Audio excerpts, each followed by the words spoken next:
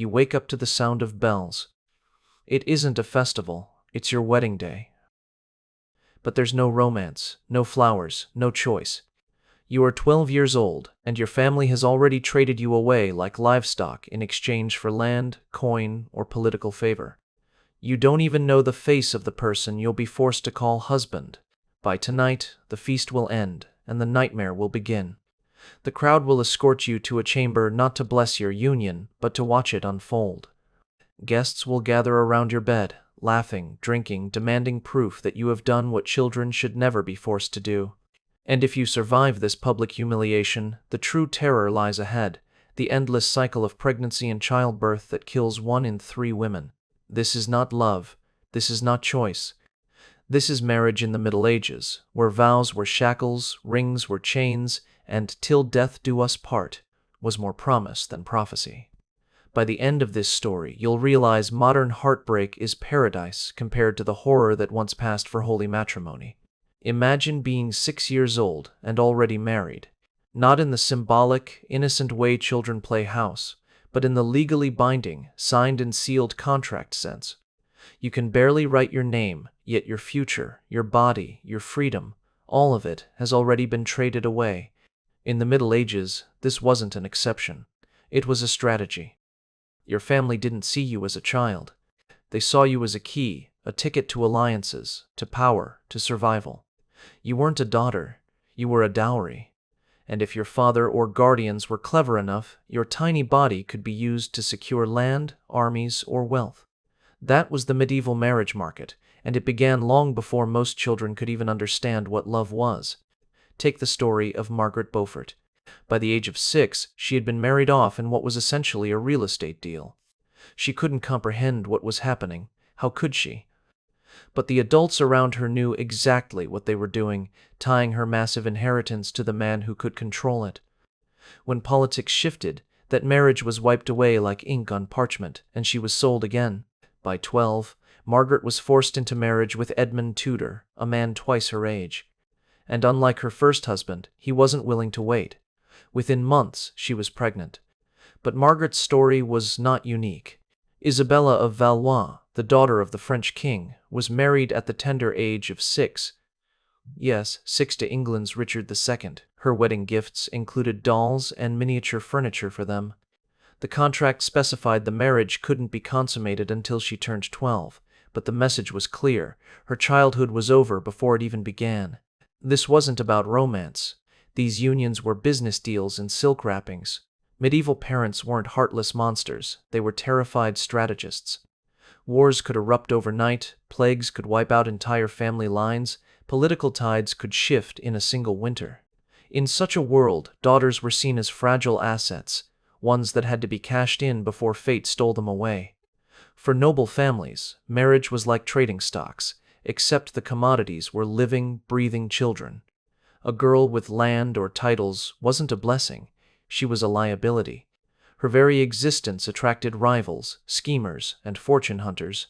The safest way to protect that wealth: marry her off young, lock her inheritance into the hands of a husband who could defend it, and pray she lived long enough to produce heirs. The church officially had rules: no consummation before puberty, encouragement of waiting until 14. But in practice, those rules bent easily under the weight of political pressure. Bishops turned blind eyes when kings and dukes demanded child brides. Money and power spoke louder than morality, and parchment contracts spoke loudest of all. What makes this more chilling is the normalization. Among peasants and commoners, marriage usually came later, often in the late teens or early 20s. But in the noble courts, the higher the stakes, the younger the marriages. Children like Margaret and Isabella were trapped not because their parents were cruel, but because they were valuable. Their innocence was a bargaining chip. Their bodies, collateral in a world where alliances meant survival. And once you were married, no one asked your opinion again. You didn't sign the contract. You didn't get to protest. You didn't even understand the words. The decision was made for you, and that was that. Your wedding was not the start of your life. It was the end of it. This was the beginning of medieval marriage, a system where you were sold before you could speak the words, "I do," and where your value as a human being was measured not in love, but in land, wealth, and heirs you had yet to produce. So you've been married off, signed away like a business contract. But the nightmare doesn't end at the altar. In fact, it's only just beginning. Because in the Middle Ages, your wedding night wasn't a private affair. It was a performance, an event so invasive, so humiliating, that modern reality TV would seem respectful in comparison. After the feasting, laughter, and drunken songs, you'd be led to your chamber. But you wouldn't walk in alone. Your family, friends, and often half the noble court would accompany you. The women would strip you down, comb your hair, and lay you into the bed like a doll being prepared for sacrifice. On the other side, the men would guide the groom, dress him, joke loudly about what was about to happen, and finally march him toward you. Then came the blessings. A priest would often stand at your bedside, muttering prayers over the sheets, asking God to make your union fertile. And, as if this wasn't absurd enough, there was a game, stockings thrown at the couple. Bridesmaids and groomsmen hurled bits of clothing at your bed, laughing and jeering, each hoping to be the next to marry if their aim was true. But here's where the horror deepened. In the most important political unions, witnesses didn't stop at preparing you. They waited outside the bed curtains for proof. They weren't watching the act directly. There were limits even in the 1400s, but they demanded evidence. Sheets stained with blood, attendants listening for sounds, or reports delivered the next morning to confirm consummation. Without that proof, the entire marriage could be annulled. Centuries of alliances, treaties, and wealth could collapse if your wedding night didn't succeed. Margaret of York's marriage to Charles the Bold in 1469 is one infamous example. The bedding ceremony was treated like a festival, with nobles recording every moment in their chronicles. The pressure on the young bride was unimaginable, failed to consummate, and you risked being sent home in disgrace, your entire family humiliated, your political value gone. And before you imagine this as some bizarre custom for royals alone, think again. Bedding ceremonies weren't limited to kings and queens. Across Europe, especially in aristocratic circles, the public escort into the bedroom was common practice. In some Scandinavian regions, it was literally required by law. Marriage wasn't valid until the community witnessed the couple entering the bed. Privacy wasn't a right, it was a privilege most medieval newlyweds never received. Even for children, the ritual loomed like a death knell. Isabella of Valois, married at just 6 years old, was forced through the bedding ceremony, dolls still in her possession. Though her marriage wouldn't be consummated until later, the message was loud and clear. She now belonged to her husband, her childhood officially erased. Why such cruelty? Because in medieval society, marriage was never about love. It was about property, heirs, and contracts. And consummation was the final seal. No blood, no bedding, no witnesses. Then no valid marriage. A girl could be discarded, annulled, and resold like faulty merchandise. Some resisted. King Charles I of England, centuries later, famously refused to allow a bedding ceremony, barring the door to his chamber in defiance. But he was the exception. For most of medieval history, privacy on your wedding night was a fantasy. Think of it this way. Your first night as a spouse wasn't yours. It belonged to your family, your community, your nation. You weren't a bride, you were proof. And until that proof was delivered, your body wasn't considered your own. That was the wedding night in the Middle Ages, a nightmare of public humiliation, invasive tradition, and the stripping away of dignity before you had even begun your married life. If you thought the public wedding night was the worst of it, think again. Because for a medieval wife, the real terror began not with marriage, but with motherhood. Every pregnancy was a gamble, every labor a battle, every birth a coin toss between life and death. To be a wife in the Middle Ages was to live under the shadow of childbirth, a shadow darker than the plague itself. Imagine you are 13 years old. Your body is still small, bones not fully grown, muscles fragile. Yet you are forced into pregnancy because your husband cannot wait. This was the fate of Margaret Beaufort. Married at 12, pregnant almost immediately, and left widowed before she could even give birth. She was only 13 when labor came, her body so underdeveloped that even her confessor wrote that it was a miracle. A child could be born of so little a personage. Margaret survived, but at a terrible cost. Her body was permanently damaged, leaving her unable to bear children again. One horrific labor had ended her fertility forever, and Margaret was lucky. Isabella of Aragon, one of the most powerful princesses of her time, wasn't so fortunate. At just 18, she died in agony during childbirth after days of suffering. Despite having the best midwives, prayers, and herbal remedies money could buy, nothing saved her. Even queens and duchesses, protected by armies and surrounded by wealth, were not safe from the brutal roulette of medieval medicine. The numbers are chilling. Historians estimate that roughly 1 in 3 women died during childbirth or from complications shortly afterward. Think about that. Every time a woman became pregnant, she had worse odds of survival than a soldier charging into battle. In some villages, mothers and newborns were buried side by side, their lives extinguished before they had even begun together. And what passed for medical care often made things worse. Bloodletting was common, yes, draining blood from a woman already hemorrhaging during labor. Birthing chairs, designed to speed up delivery, often tore bodies apart instead of helping. Prayers were offered as medicine. Midwives worked with crude instruments. Infections raged unchecked because no one understood germs. The birthing room was not a sanctuary. It was a torture chamber. Noblewomen were expected to produce heirs relentlessly, no matter the risk. A wife who failed to give her husband children, especially sons, was considered worthless. Eleanor of Aquitaine, one of the most celebrated queens of Europe, endured at least 10 pregnancies. Others suffered through 15 or more, each one shaving years off their lives. There was no concept of recovery, no respite.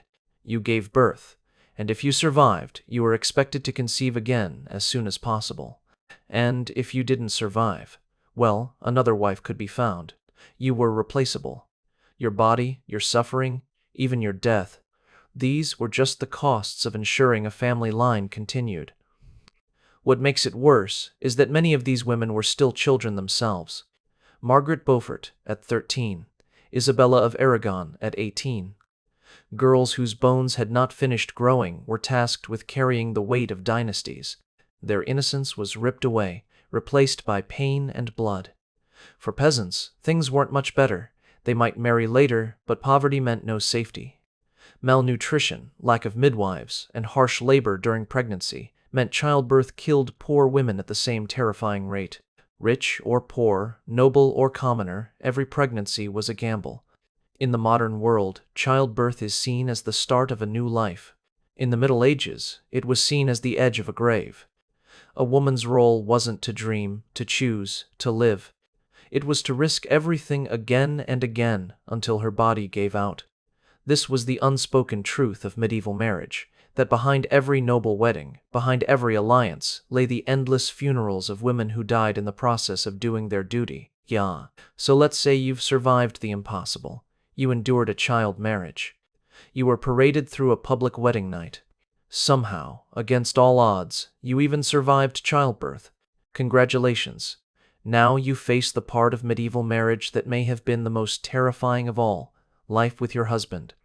Because in the Middle Ages, your spouse didn't just share your home, he owned you, completely.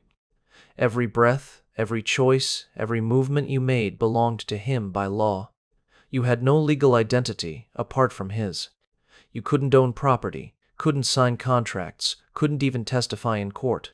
To the world, you were invisible. And if he decided you were disobedient, the law gave him the right to correct you with violence.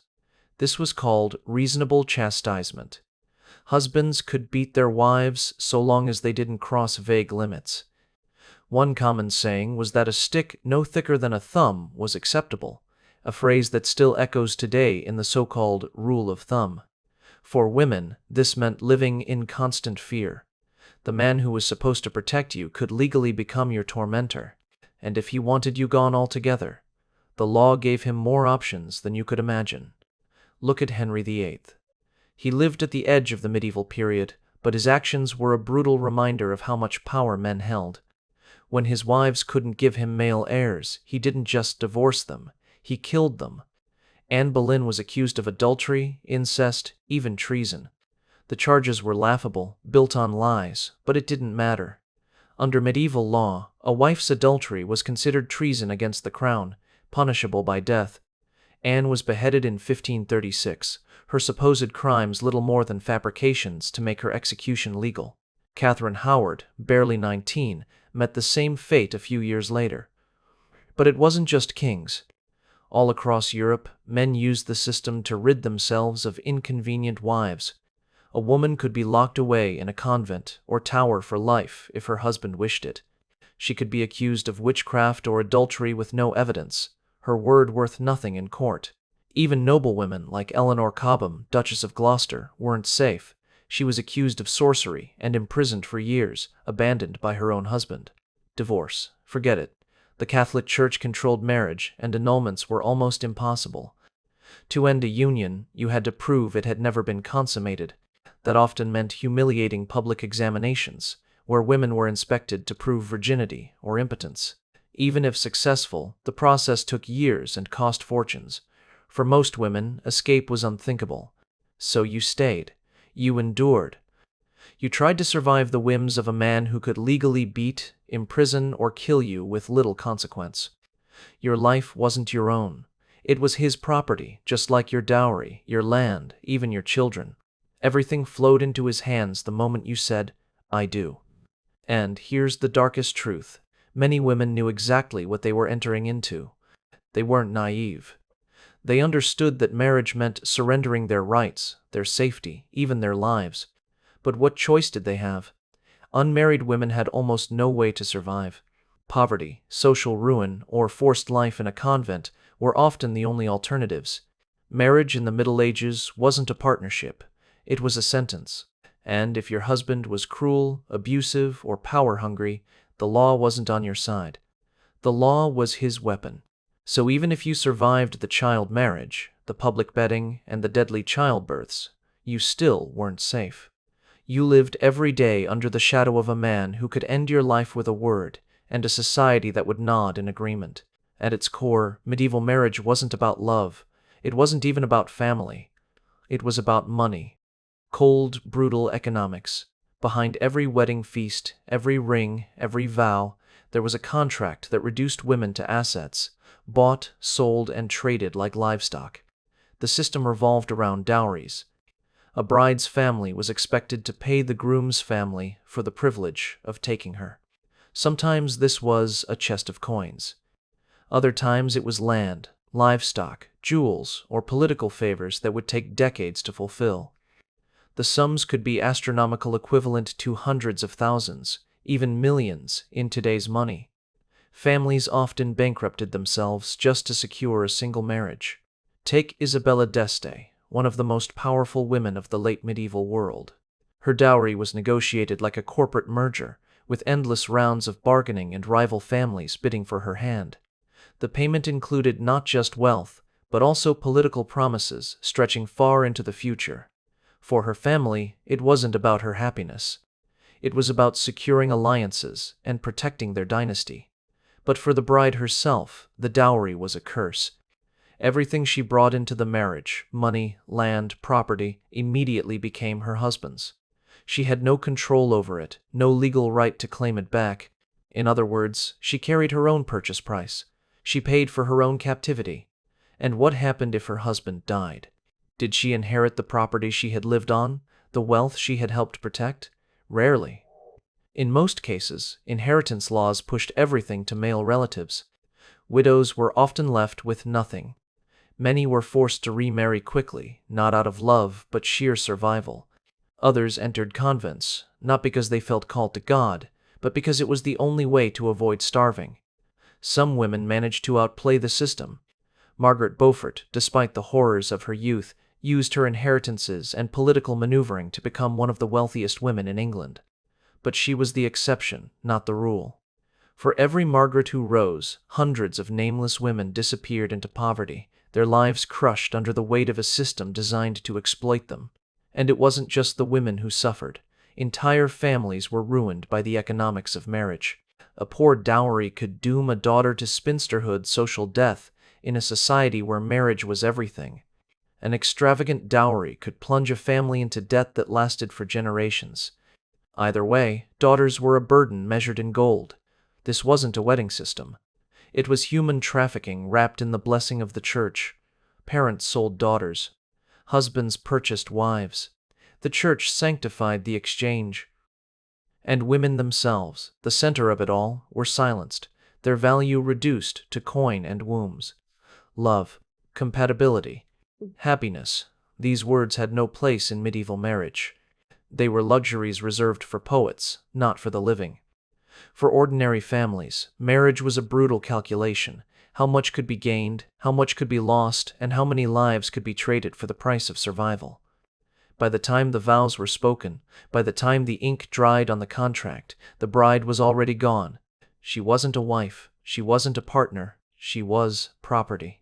This was the final cruelty of medieval marriage, that behind every love song, every painted wedding portrait, every church bell ringing for a new union lay the cold truth of an economy that consumed women whole. So now you've seen it all.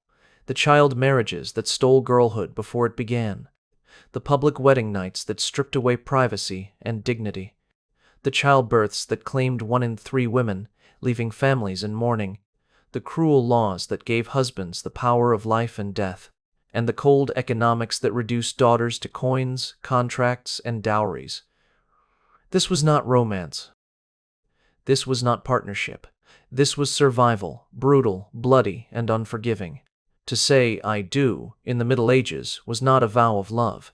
It was the acceptance of a sentence to live, suffer, and often die in the name of family, politics, and power. When you look back now, you begin to realize something chilling: you wouldn't have survived it.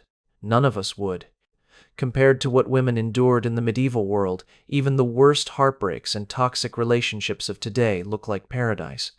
So the next time you complain about a bad date, a messy breakup, or swiping endlessly on apps, remember this. At least you were given a choice.